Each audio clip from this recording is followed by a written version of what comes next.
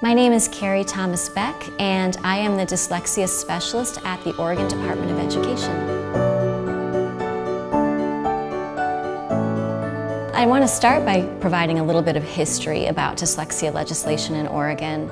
So back in 2015, our first dyslexia law was passed, and that was Senate Bill 612.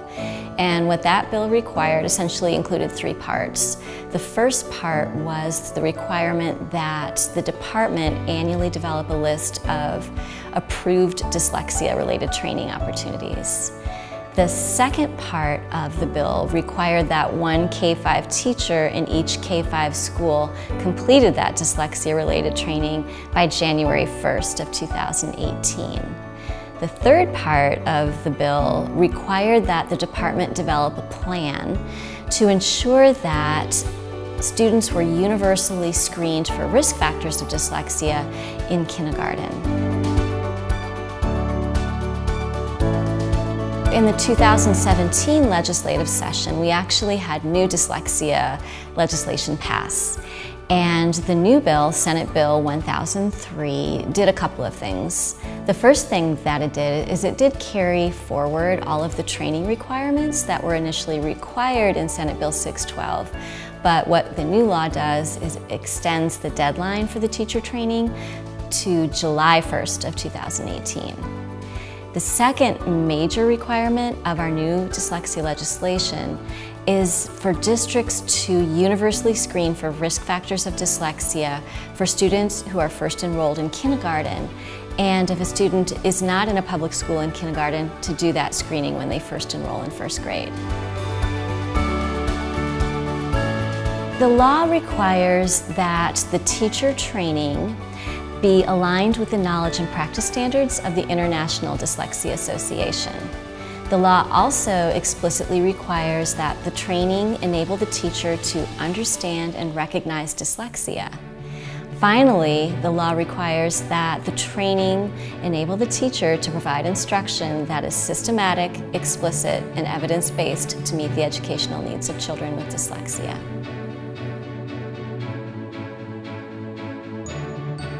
Based on the language of the law, the components of the required training in Oregon include three focus areas.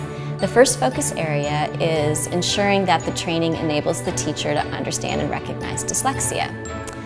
The second focus area of the training must enable the teacher to explicitly and systematically teach the foundational skills in reading using evidence-based practices.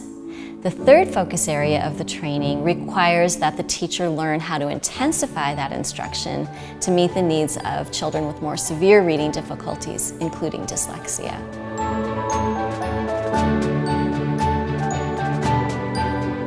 Yes, as of the 2017 legislative session, there is funding available for districts, and specifically $1.9 million has been allocated to assist districts with the cost of the dyslexia-related training opportunities. This funding formerly was part of the Network of Quality Teaching and Learning, and as a result of the new legislation that passed, is now being renamed to the Educator Advancement Fund.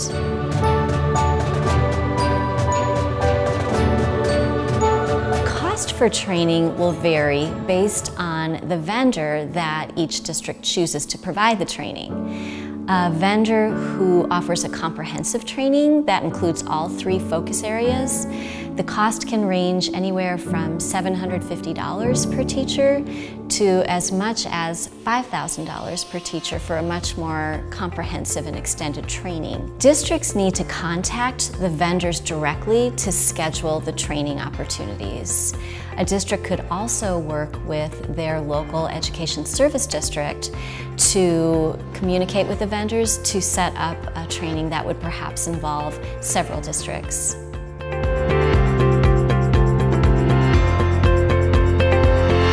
Senate Bill 1003 now explicitly requires that districts universally screen for risk factors of dyslexia for children when they first enroll in public school and kindergarten.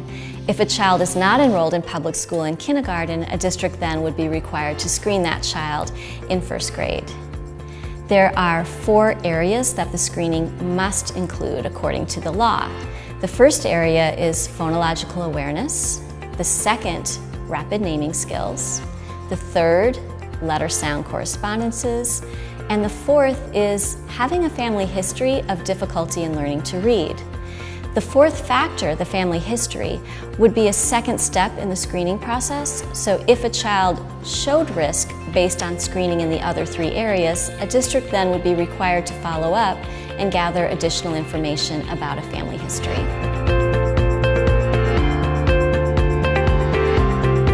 Senate Bill 1003 requires that the department provide guidance to districts regarding notifying parents of children who show risk based on the universal screening. The department developed a plan with recommendations regarding how to screen and how to provide notification to parents that was submitted to the legislature back in September of 2016. In that plan, the department outlines recommendations for how to notify parents. The notifications that are suggested in the plan are completely aligned with the guidance provided to districts in Oregon that implement a response to intervention model. The first being that districts communicate early and often with parents. Second, universal screening and progress monitoring does not require consent from parents, since those are practices that are commonly implemented with all students in buildings. Third is that parents of children who do show risk based on the universal screening would receive some type of notification from the district. Fourth is that parents should be made aware of any interventions that are provided beyond the core reading instruction. And finally, fifth, that parents would be invited to participate in any problem-solving meetings related to individualizing intervention.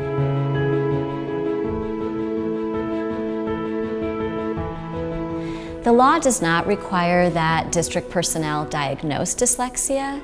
Districts already operate under federal regulations to identify children with specific learning disabilities in the area of reading.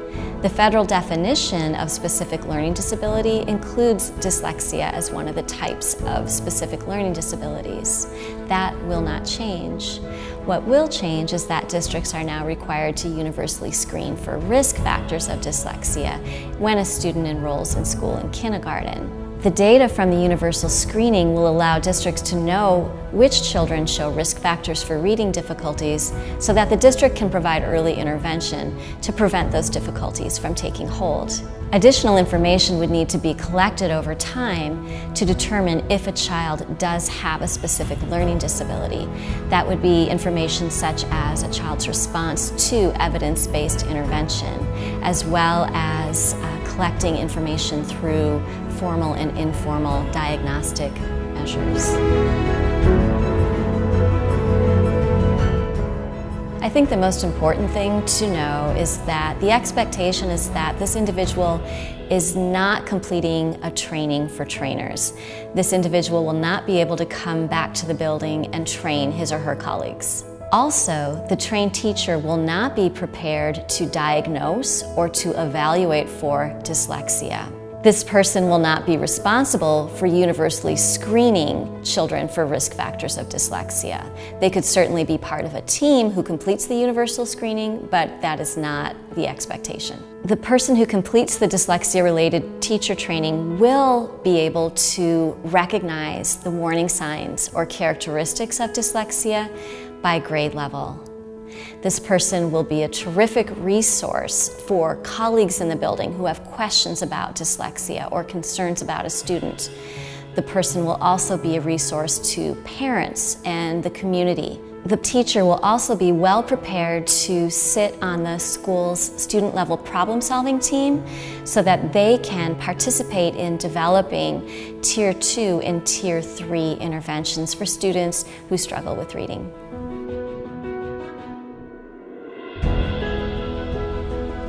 So Senate Bill 1003 does not include specific requirements for districts regarding intervention or instructional support. In the plan that the Department of Education drafted and presented to the legislature in September of 2016, we outlined recommendations for how to provide instructional support. The basic premise behind that plan is that students who have reading difficulties, including dyslexia, are best served through multiple tiers of support provided by qualified individuals using evidence-based interventions. The main premise behind the plan is early identification of students who show risk factors for reading difficulties, along with early intervention. So a prevention-based approach. The plan outlined steps for districts to follow to provide instructional support for students who show risk based on universal screening. The support provided to students would be provided within the context of general education. This is not a special education initiative. The plan does not identify specific instructional programs or interventions that districts must follow, but instead provides standards regarding what that instructional support should look like. Those standards include, first, that the instruction is provided in collaboration with the teacher who completed the dyslexia-related training. Second, that the intervention or instructional support is aligned with the knowledge and practice standards from the International Dyslexia Association. And third, that instructional support is evidence-based, systematic, and explicit.